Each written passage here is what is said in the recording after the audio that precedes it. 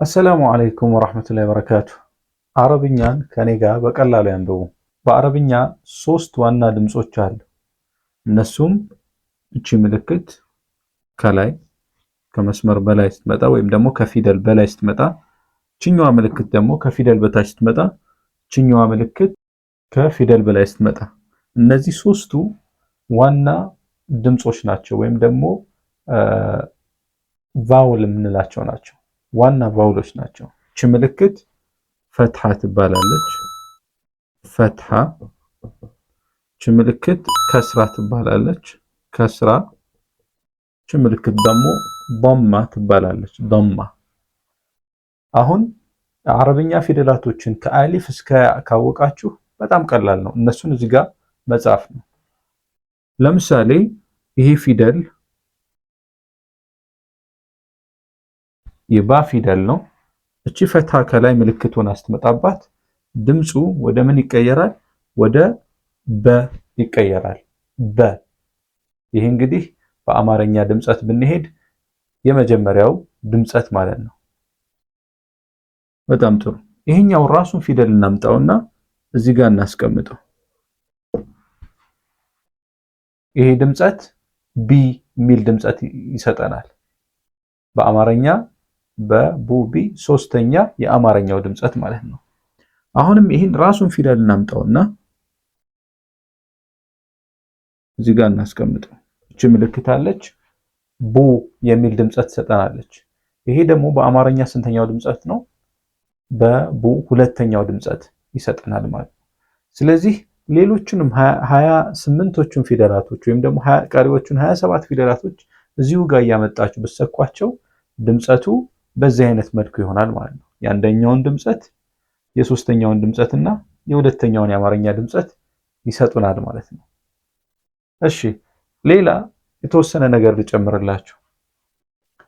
ይህን ከጨረስን ሱኩን የሚባል ነገር አለ በአረብኛ ቋንቋ የራሱ ምልክት አለው። እቺ ምልክት የምታዩት ክብ ዜሮ ያልሆነች ነገር ግን ክፍተት ትንሽ ያላት ሱኩን ተብላ ትጠራለች። ይሄ ስናቆም ወይም ደግሞ በአማርኛው ስንሄድ የሚሰጠን ድምጸት ስድስተኛው ፊደል ድምጸት ይሰጠናል። ለምሳሌ ይህን ራሱን ፊደል እናምጣውና እዚህ ጋር እናስቀምጠው። ብ የሚል ድምጸት ይሰጠናል ማለት ነው። ይሄኛው በ ነበር፣ ይሄኛው ቢ ነበር፣ ይሄኛው ቡ ነበር፣ ይሄኛው ደግሞ ብ የሚል ድምጸት ይሰጠናል። ስለዚህ ሌሎችንም ፊደላቶች ቀሪዎቹን 27 ፊደላቶች እዚህ ጋር ብናስቀምጣቸው የሚሰጡን ድምጸት በዚህ አይነት መልኩ እየተቀያየረ ይመጣል ማለት ነው። ስለዚህ በአማርኛ የአንደኛው ድምጸት፣ የሶስተኛው ድምጸት፣ የሁለተኛው ድምጸት እና የስድስተኛውን ድምጸት አየን ማለት ነው። ምን ያህል ከአማርኛ ጋር እንደሚቀራረብ በዚሁ አንደርስታንድ ማድረግ እንችላለን። የመጨረሻውን እነዚህ አጭር ቫውሎች ሲባሉ ወይም ደግሞ አናባቢ ሆነው ነገር ግን አጭር ድምጸት ያላቸው ሲሆኑ እነዚህ ፊደላቶች ደግሞ ሲመጡ ረጅም ድምጸት እንዲሰጥ ያደርገዋል ፊደሉን። ለምሳሌ ይህንኑ ራሱን ፊደል ልጠቀምላችሁ። ለምሳሌ ይሄ ባ ፊደል እዚህ ጋር ሲመጣና ሲቀጠል እንዲህ ሲሆን ከበ ወደ ባ ይቀየራል ድምፁ። ከበ ወደ ባ፣ በቡ ቢ ባ። አምስተኛውን ድምጸት ሰጠን ማለት ነው። አምስተኛውን ድምጸት ባ። እቺን ደግሞ እቺ ዋው ፊደል ነች፣ እቺኛዋ አሊፍ ፊደል ነች፣ እቺኛዋ ዋው ፊደል ነች። ስለዚህ እቺ ዋው ፊደል ይሄ ራሱ ፊደል ቢመጣባት ለምሳሌ እዚህ ጋር ቢቀጠል እንደዚህ ሆኖ ቢቀጠል ይሄ ምልክት ስላለ ቡ የሚል ድምጸት ይኖረዋል፣ ግን እንስበዋለን። ባ ይሄኛው ሁለት ሳብ እናደርገዋለን የተወሰነ፣ ይሄኛው ደግሞ ቡ የሚል ድምጸት ይሰጠናል ማለት ነው። ይሄኛው የዚህ ረጅም ማለት ነው። ቅድም ያገኘነው ዋናው ድምጸት የተወሰነ ጭማሪ ድምጸት ሲኖረው ማለት ነው። ቡ የሚል ድምጸት፣ ይሄኛው ባ የሚል ድምጸት ይሰጠናል።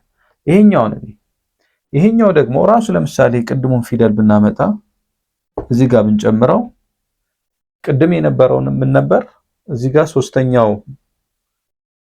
ሶስተኛው ድምጸት የሰጠንን ማስረዘም ማለት ነው። ቢ የሚል ድምጸት ይሰጠናል። ይሄኛው ቡ ይሄኛው ደግሞ ባ የሚል ድምጸት ይሰጠናል ማለት ነው። አያችሁት ምን ያህል ከአማርኛ ጋር ራሱ እንደሚቀራረብ። ለቻናሉ አዲስ ከሆናችሁ ቻናላችንን ላይክ እና ሰብስክራይብ ማድረግ እንዳትረሱ። በሌላ አጭር ቪዲዮ እስከምንገናኝ ሰላም አለይኩም ወራህመቱላሂ ወበረካቱ።